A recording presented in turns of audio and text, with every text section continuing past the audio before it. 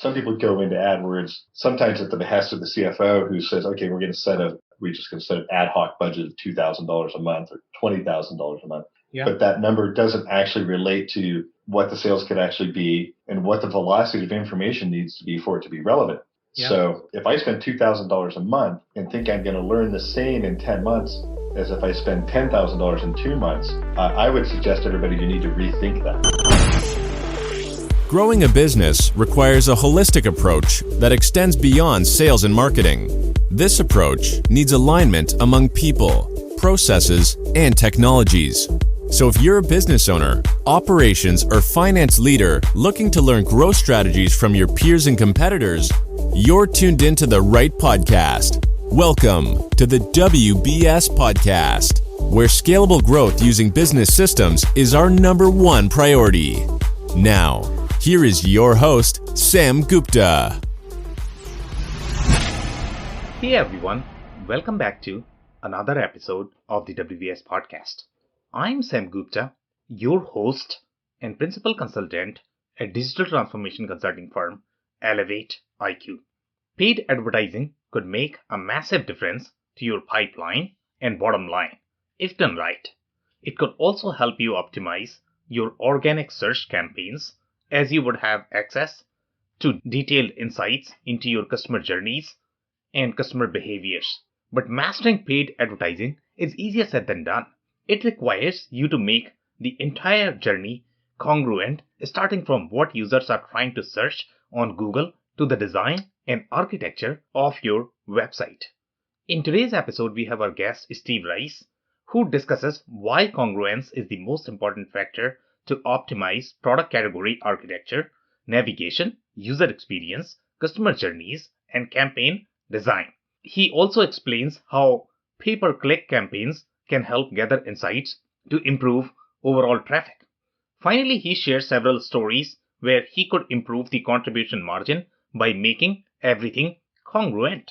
Let me introduce Steve to you. Steve Rice is the founder of .com Jungle, your trusted technology partner dedicated to helping CPG manufacturers, distributors, and retailers make and implement wise technology choices. He's also the co-founder with John Lemmy of the Globally Conscious Leader, a mentor advisory forum dedicated to collaborating with today's globally aware executives to develop the globally responsible leaders of tomorrow. For 30 years, Steve and his teams have generated hundreds of millions in additional high contribution margin revenue to companies across North America and Europe. His company's 12-plus year average retainer client retention speaks to the trust and value he builds for his client partners. With that, let's get to the conversation. Hey, Steve, welcome to the show. Hi, Sam. Thanks for having me on. Appreciate it. Of course, my pleasure. Just to kick things off, do you want to start with your personal story and your current focus? Sure. I guess I was sort of born into the specialty outdoor retail world and have been in it for about 30 years, starting at the sales floor all the way up to owning outdoor stores and then consulting with consumer product goods manufacturers and wholesalers. And, so my current focus, I've got a company called .com Jungle, and we help companies make and implement wise technology choices. And we're usually working with manufacturers and distributors. So. Okay, amazing. Love it. So obviously we are going to dig deeper into that. What makes a real web infrastructure? And obviously you bring a lot of expertise in that area. But before we do that, we have one of the standard questions that we ask every single guest. And that is going to be your perspective on business growth, Steve. Well, I love that question. And because I think inherent in the question is that, at least in North America and maybe the Western world or maybe the world, growth is always considered good. And I don't necessarily always believe that. I sort of come from the Yvon Chouinard world in this regard. And I just don't believe that endless growth is actually good for all of us. The world can't sustain it. But we do want to grow. We want to make better products. We want to sell them to people who actually need them. And in that sense, I'm all for growth. Okay, amazing. So great insights there and great perspective. Now let's talk about the outdoor retail world. And when we look at the outdoor retail world, one of the things that is going to be always extremely critical is going to be product category architecture when we design the websites. So first, do you want to describe to our finance audience what product category architecture is? So let's say if I'm the outdoor retailer and I am trying to maximize my dollars with respect to my marketing spend and also trying to align my customer channels, and I'm trying to create the product categories that are going to be aligned with my marketing message but also from the financial spend. So how anyone can go about defining the product category architecture? Well, your product category architecture is really just another way of saying, how do my customers find products on my website? Okay. And it's directly correlated to how they're going to find the products in the real world, on Google. Yeah. Google's perspective is that they want their customers to have the best experience possible. Yeah. And that's all that Google's trying to do. So if you can help them give their customers, who are also your customers, that experience, they're just going to send you more people. And so our search for a good product category architecture is directly tied to how much we spend to get them, right? And CFOs, we're not just concerned about how much we spend; we're concerned about what we get for it in return, right? Yeah. So in the Google world, they're constantly preaching congruence, and all they're saying is you want the language of your website, the areas of your website, the words on your website, the pictures to be congruent with what you're actually trying to sell on that page, and have it correlate congruently with what a human being would actually type in. So, right, the extreme example is if somebody types in snow tires, Google does not want to send them to the North Face women's left zip snowshoe sleeping bag. So if you're trying to if you've got a CPG company and you want to spend the least amount of money and make the most from it, you need to have an architecture that matches what people actually search for. And then you need to optimize those landing pages inside that architecture based on that. Yeah. So let's say if I have a website and at this point of time, it may not be optimized as much. So I don't know if you are going to have any stories where you started this work and the pages were not as optimized, the product category architecture was not optimized. Do you want to walk us through that story? Which state they were in when you started your engagement? When you went there, just because it was not aligned with how Google wanted to see it or how customers were searching it. So do you have any sort of stories that you might be able to mention here with respect to misaligned product architecture and what you had to do to align it to make it congruent with Google as well as from the user experience? Yeah, in fact, I have two examples, one along the lines of what you're talking about, and another one just to give an example of amazing congruence. The first one, we were working with a company that makes bracing for medical devices for people who've busted an ankle or a knee. Yeah. And it's pretty easy to say, okay, we need a landing page for knee braces, right? Yeah. And so when we found them, the great company, good people, top line products, selling a lot into the medical world, like hospitals and doctors, because it's a top line product, and the doctors could easily get behind it. But from a consumer standpoint, their website was very antiseptic and pretty generic, and they were doing what they thought they should do, which in some sense wasn't particularly bad, because if somebody says knee brace, on Google, they could send them to a knee brace page. But when you went to their knee brace pages, they have 9 different knee braces. Yeah. Because you get an ACL injury, you have a MCL injury, you have a floating patella. There's just different levels and grades of the braces, from a heavy duty one that you might wear skiing to a super lightweight one that you might just use to shore up your knee so you can play soccer.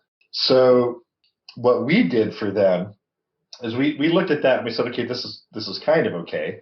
But once again, if I need a knee brace, I'm going to come to this page. I don't know what to get.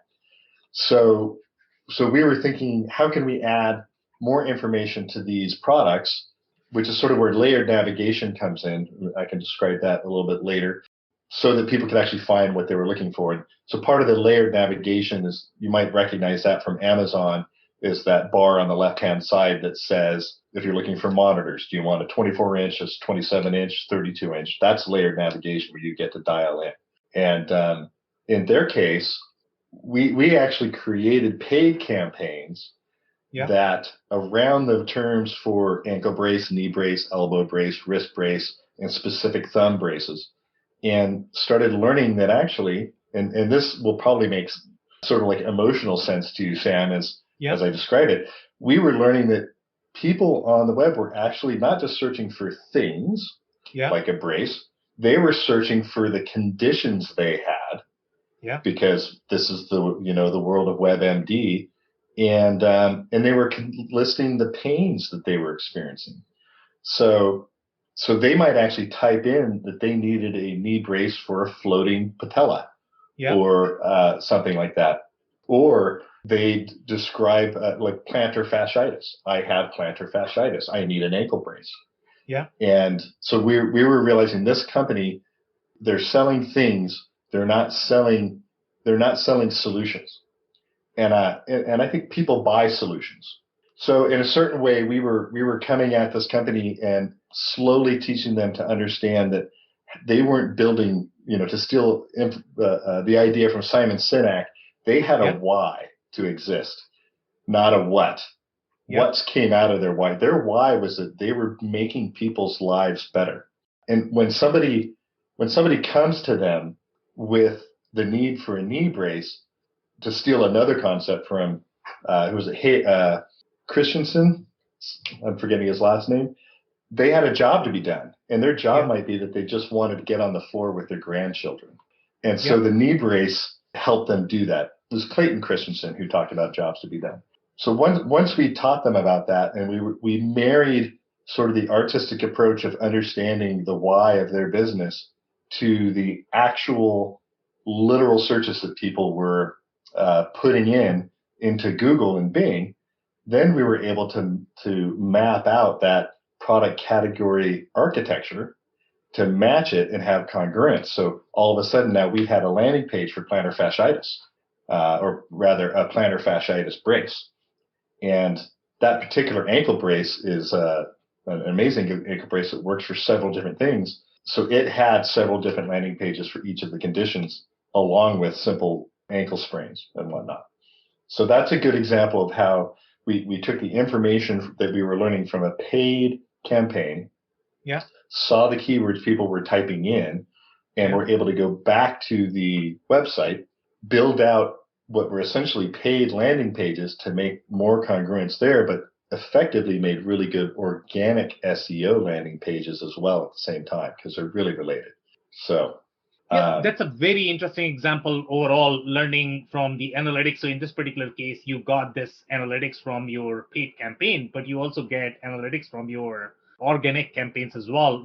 So when we look at the Google Search Console, right, so you are going to get some of the keywords there as well. So it's not going to be just the keywords that are going to be present on your website. It's also going to be the keywords that people might be searching, and then they might land up on your site. So all of those keywords are not necessarily going to be present on your website, but you do get a lot of insight from the Google Search Console. So in this particular case, you got additional insight from your PPC campaign. Was that not present in the Google Search Console? Well, that's a great question, Sam. And yes, some of that information was available in Search Console, and you could also see that information concurrently in Google Analytics. But the challenge I find with those is you have the danger of having sort of a self-fulfilling prophecy. And so that if you have a poor architecture and you've poorly named your products, then you're sort of going to get poor results to look at.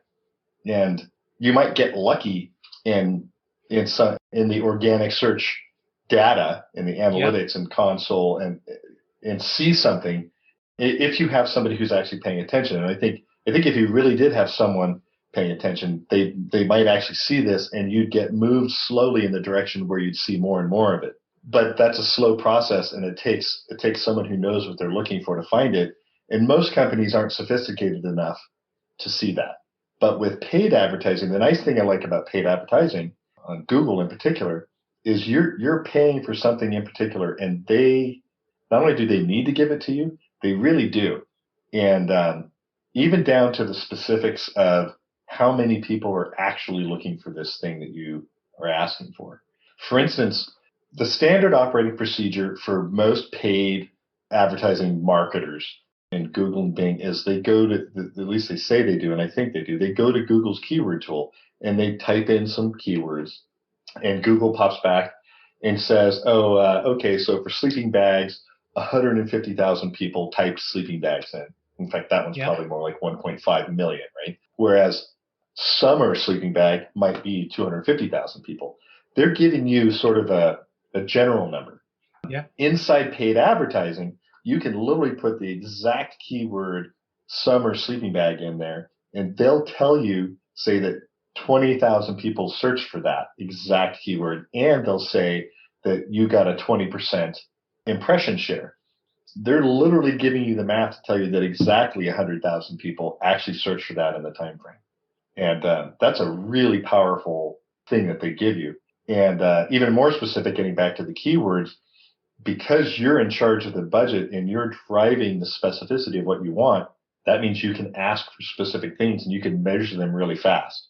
And sometimes a quick investment in a quick and large investment in paid advertising will net you years worth of information in a very short period of time.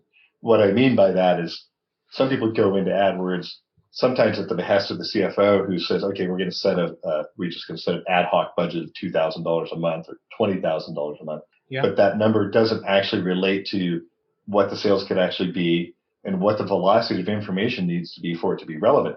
Yeah. So what I mean by that is if I spend $2,000 a month and think I'm going to learn the same in 10 months as if I spend $10,000 in 2 months, I would suggest everybody you need to rethink that, because the world's changing so fast that if I learn today, this month, something, it's pretty much obsolete in 10 months.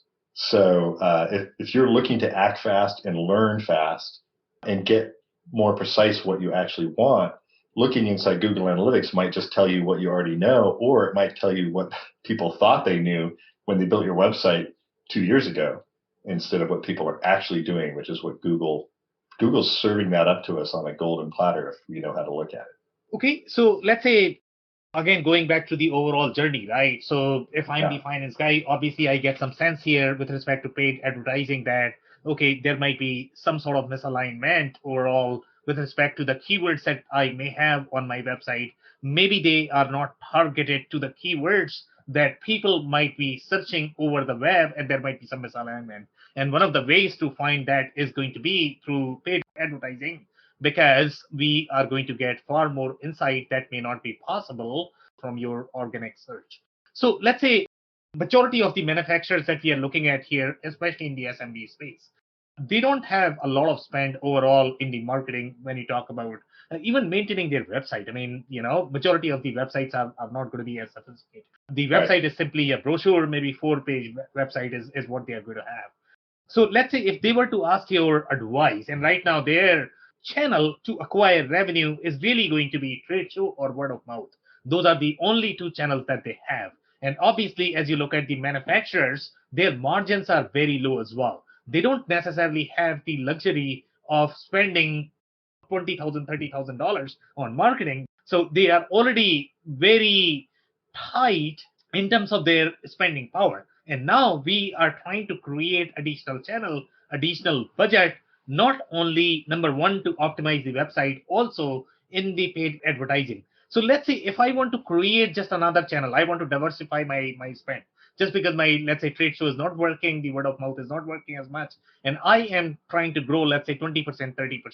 What will be your first or second or third step that you would take in creating some sort of PPC budget, or maybe optimizing the website first? In the world that I come from, the specialty outdoor world, if you're selling to a distributor, you're selling to somebody who's got a big warehouse who's turning around and selling it to a retailer who's then turning around and selling it to a consumer. Yeah. Then you have the opportunity to go direct to the dealers. So you're not selling to the distributor is selling, straight to say, Bob's Bait and Tackle in Eufaula, Alabama.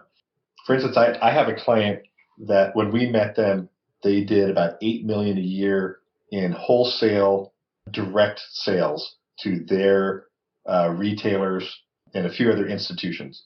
And their direct to consumer sales were, say, $180,000 a year, like not much. But their direct to consumer sales were at a 75 margin, sometimes 80.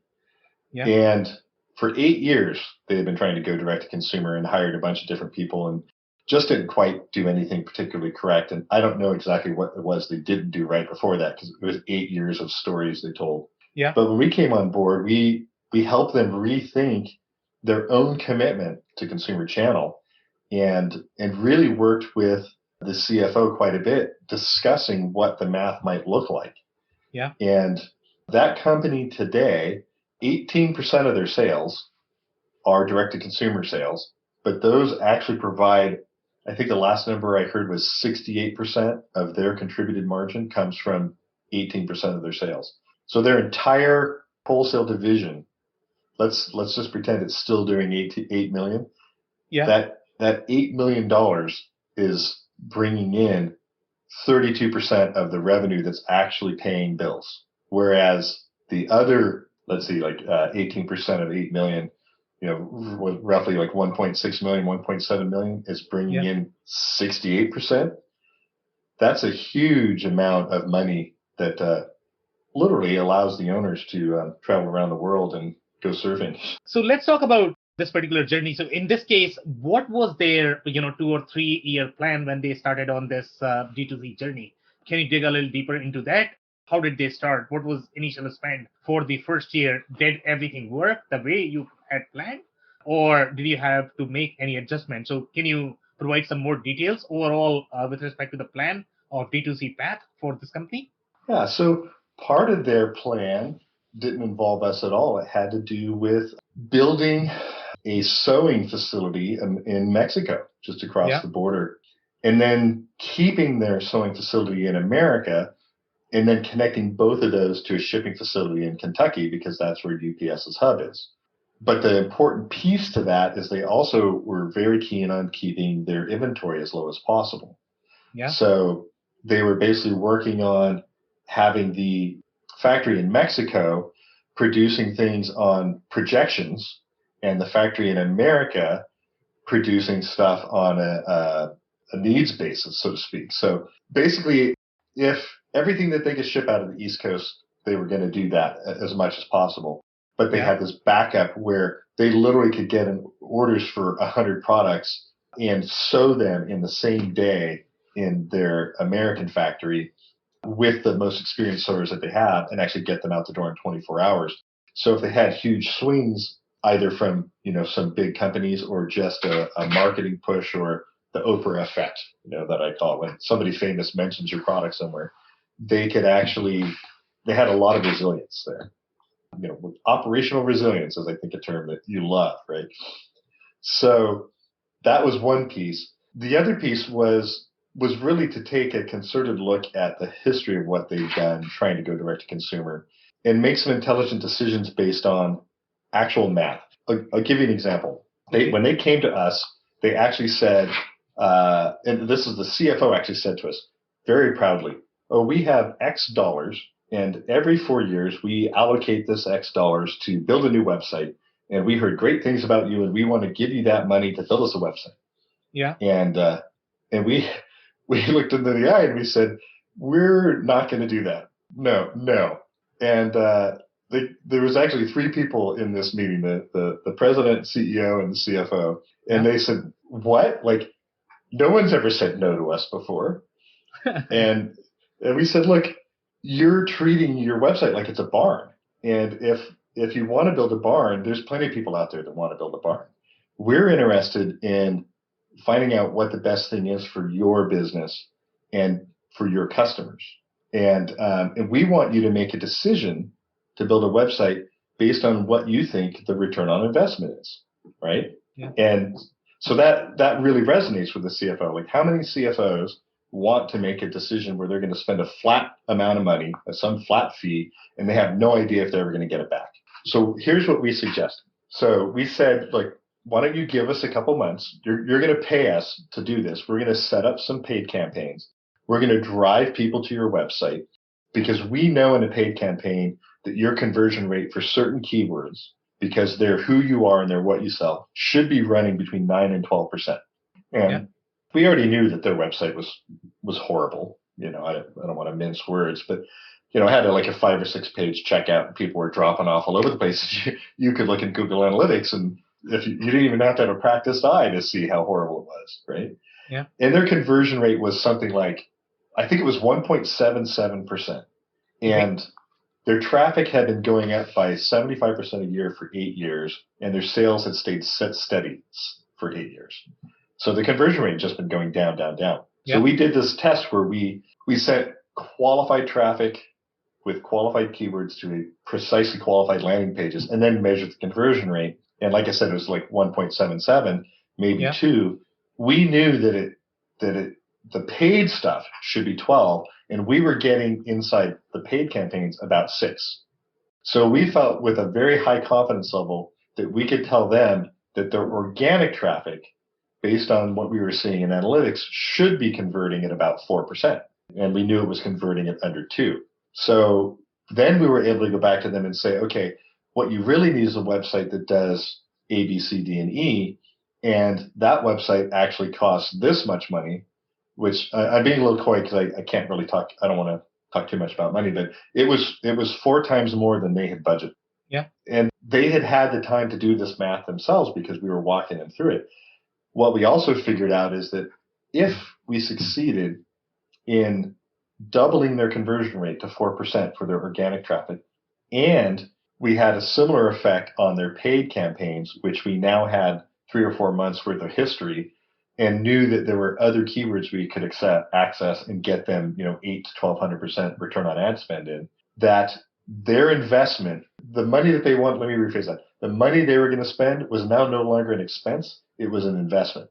And that they would recoup their investment, not just in gross revenue, but in actual contribution margin dollars in under 5 months. Yeah. So you can imagine you go to any CFO in the world and say, hey, if you spent $1 million, you're going to make it back. And just on the sheer contribution margin from increased sales in 5 months, only the insane CFO would say no to that, right? Yeah. So that's, I think you were asking for an example of what we did and the process we went through. And that's what I think who's spending, their money or a company's money, going to feel much more comfortable doing it if you actually have a time frame what you think you're going to get your return on. So you had one more story, right? So obviously, we found out one issue overall in terms of aligning your website with the keywords that people may be searching. Obviously, that is one core issue in terms of designing your website architecture and defining the user experience. But you had one more story. Were there similar issues? Were there different issues in the other story that you wanted to tell? Well, this one is about a company that actually had maybe the most perfect website architecture. Okay.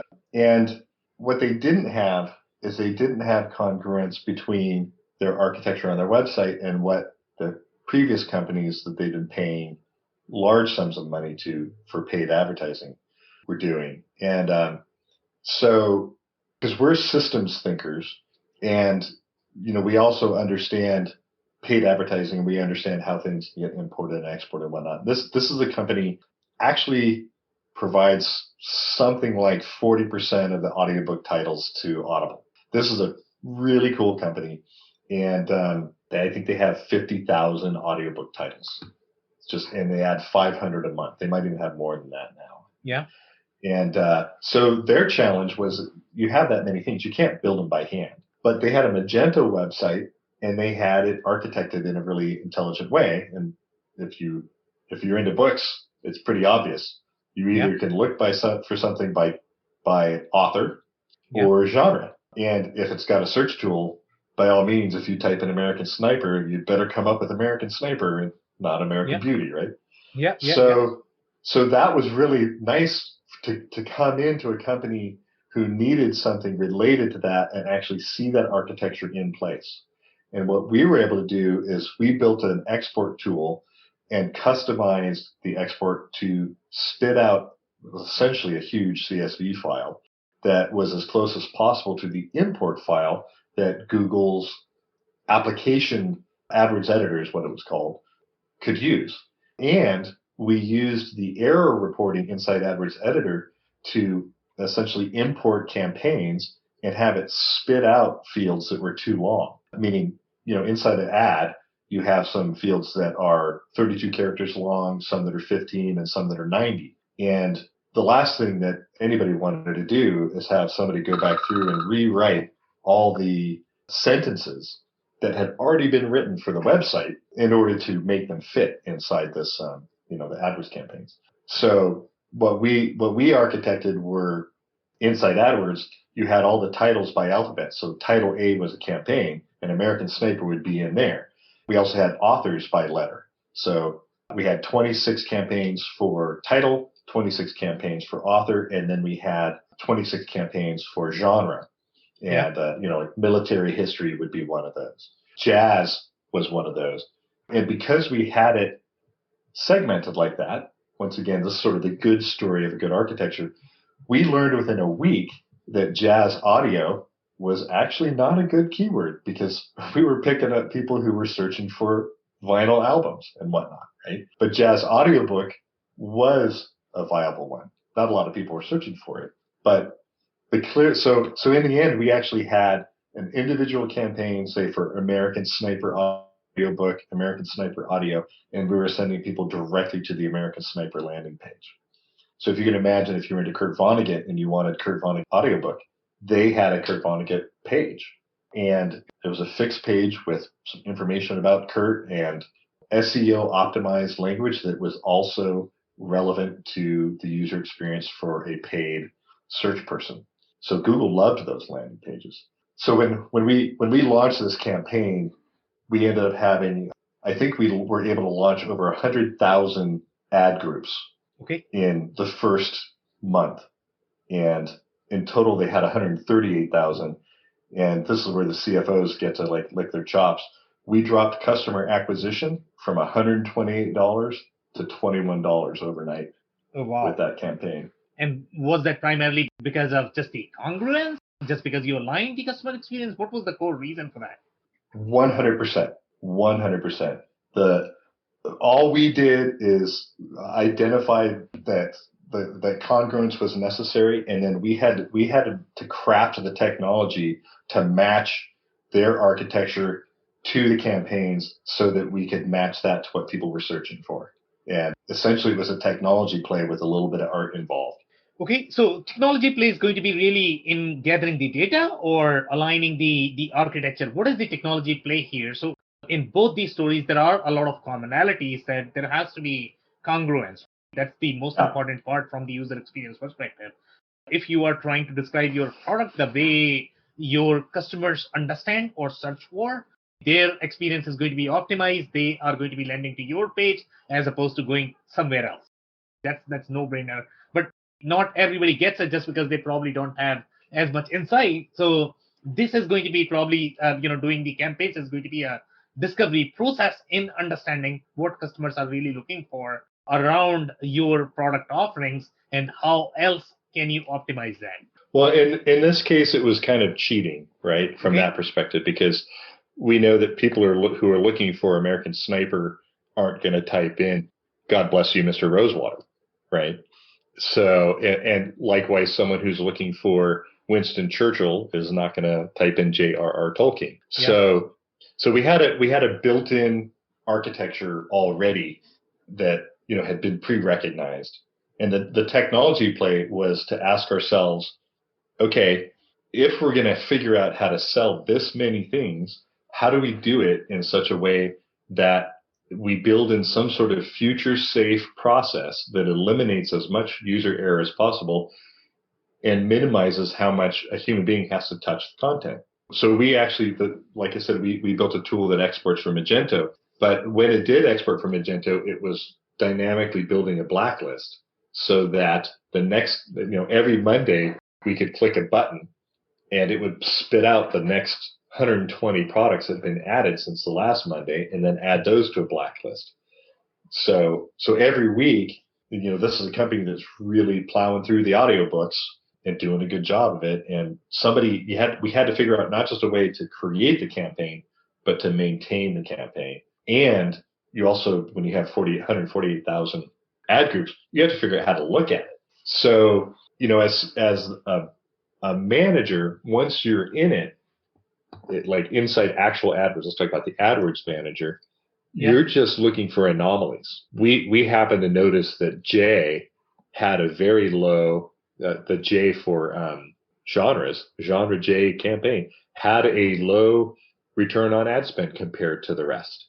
And it didn't take us more than 3 minutes to click in there, start scrolling down, and realize that Jazz Audio that we'd spent $1,800 and got nothing out of it in 2 days, right? Yeah. And that might seem like a lot to some of the company, but it wasn't actually a lot for what they were doing. And finding it really fast and turning it off was super important. And there were a number of other things like that where we could look in there and look for the anomalies and not really worry about the rest. One of the things about this is also something that I like to point out to CFOs, because sometimes if you have that many campaigns, actually you don't even need that many campaigns to do this, but people who are often in charge of the budget will look at some of the smaller campaigns and they'll say, oh, look, we've got 150 campaigns where we spent $50 and didn't get anything. And maybe they're actually selling products that are like $750 a piece. But when they look at their other campaigns, they're spending, say, $70 for sales, but they're making sales like every day. And they have a tendency to look at these other campaigns and say, we should turn those off. And I often point out that actually those could be potentially performing just like the ones that you like. It's just that they don't have the volume of people looking for them. So if you sit there and turn those off, you're actually getting rid of sales that are just as profitable, but at a slower velocity. So in a certain way, I'm sort of popping up a warning here to CFOs to be thinking about that when they're looking at those, because it's really easy to say, oh, we didn't get any sales, we're done. Yeah, amazing. So that's it for today, Steve. Do you have any last minute closing thoughts by any chance? I guess that my biggest advice for a CFO is that to harness the powers of what I would call your MBWA, management by walking around. And because we so often as executives, it's easy to get sort of ensconced at our desk and have people report to us. It's harder to go out and say, hey, what are you doing?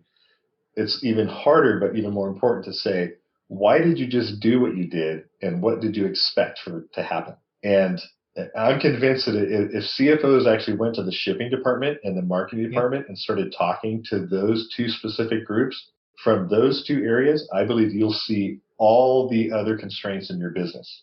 And you'll be able to track them down, and you'll look like the smartest person in the world. And all you did is say, I'm going to go talk to John in the shipping room and see what's happening.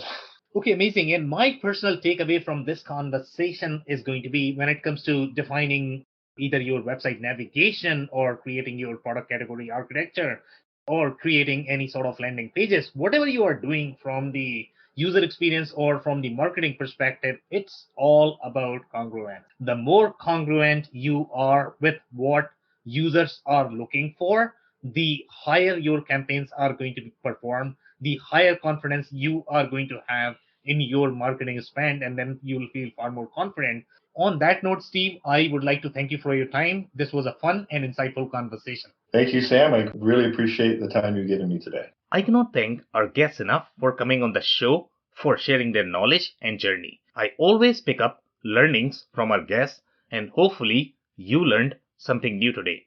If you want to learn more about Steve or .com Jungle, head over to .comjungle.com.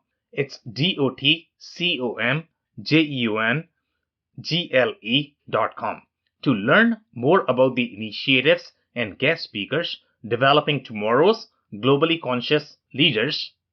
Go to the globallyconsciousleader.com. It's TheGloballyConsciousLeader.com. Links and more information will also be available in the show notes. If anything in this podcast resonated with you and your business, you might want to check other related episodes, including the interview with Dave Meyer from Busy Web, who describes how marketing automation works and why that is important to understand customer journeys. Also, the interview with Jeff White, who discusses why it is so important to identify the ideal customer profile for your offerings to streamline your growth. Also, don't forget to subscribe and spread the word among folks with similar backgrounds. If you have any questions or comments about the show, please review and rate us on your favorite podcasting platform or DM me on any social channels. I will try my best to respond personally and make sure you get help. Thank you, and I hope to catch you on the next episode of the WBS Podcast. Thank you for listening to another episode of the WBS Podcast. Be sure to subscribe on your favorite podcasting platform so you never miss an episode. For more information on growth strategies for SMBs using ERP and digital transformation, check out our community at WBS.rocks. We'll see you next time.